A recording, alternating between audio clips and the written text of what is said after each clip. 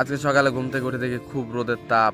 তারপরে আমি ব্রাশ নিয়ে চলে আসলাম বাইরে। এই পাশে এসে দেখি বাবা ওইখানে সার বিষ মিক্স করছে। তারপরে আমি দেখি বাবা হাতে কি যেন পড়ছে, হ্যান্ড গ্লাভস।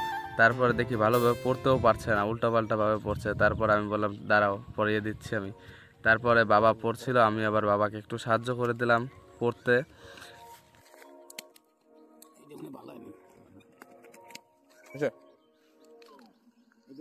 তারপর আমিও বাবার সাথে লেগে পড়লাম কাজে। আমি বিষের প্যাকেটটা কাঁচি দিয়ে কাটছিলাম, তারপরে কেটে ঢালছিলাম। দেখো কালারগুলো কেমন,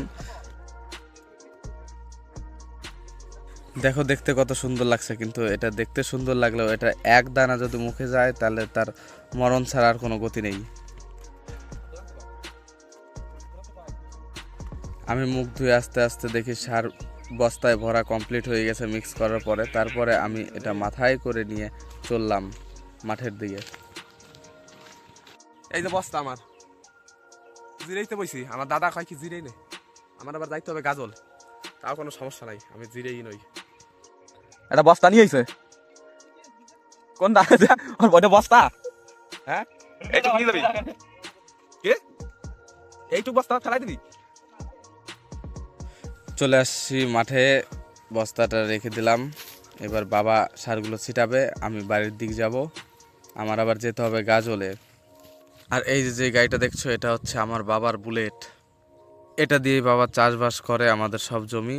আর এই পাশে জল যাচ্ছে, এইটা হচ্ছে আমাদের পুকুর। আর এই পুকুরের এই যেগুলো দেখছো এগুলো হচ্ছে মাকনা। এগুলো যখন বড় হবে তখন তোমাদেরকে দেখাবো। এখনের মতো বাড়ির দিকে যাই। আর এইটা যে দেখছো এইখানে ওই পুকুরটায় মাছ ধরা হয়েছিল, তাই এইখানে আমরা থাকতাম, এর জন্য এই ঘর করেছিলাম। কিন্তু এটা এখন আর ঘরের মতো নেই। ওইখানে আবার বাবা মার্শালে পাইপ বাঁধছে জল দেওয়ার জন্য পুকুরে। আর আমি এইদিকে চলে যাচ্ছি বাড়িতে। রাস্তায় ওঠার সাথে সাথে দেখি একটা টোটো, তাই টোটোতে উঠে পড়লাম। টোটোতে করে এই বাড়ির সামনে পর্যন্ত যাব।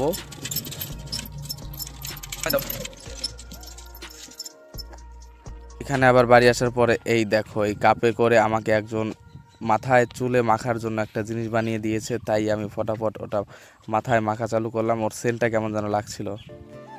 এটা মাথায় মাখলে নাকি চুল ঘন হবে আর মাথার চুল কালো হবে। তাই ফটাফট মেখে আমি আবার স্নান করে রেডি হয়ে চললাম। আবার আমার যেতে হবে গাজলে তাড়াতাড়ি করে। মোটরসাইকেলটা কদমতলাতে রেখে গাড়িতে উঠে গেলাম, গাড়িতে উঠে পড়লাম।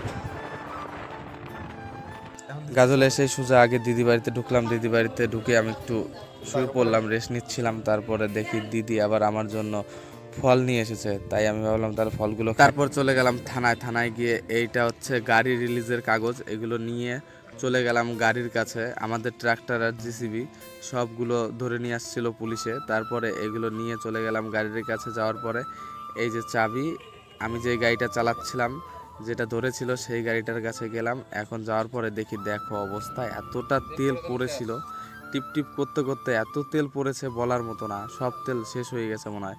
তারপরে এই যে জিসিবি দিয়ে আবার ওই গাড়িটাকে ঠেলতে হবে। আমি যে গাড়িটা চালাচ্ছি সেই গাড়িটায় তেল যেটুকু আছে তাও স্টার্ট ধরে গেছে ঠেলে মেলে।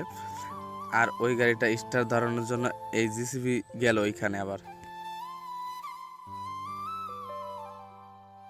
ভিডিওটা যদি ভালো লেগে থাকে তাহলে অবশ্যই লাইক করে দিও আর কমেন্ট করে জানিও কেমন লেগেছে। আর এই চ্যানেল নতুন হয়ে থাকলে অবশ্যই সাবস্ক্রাইব করে দিও।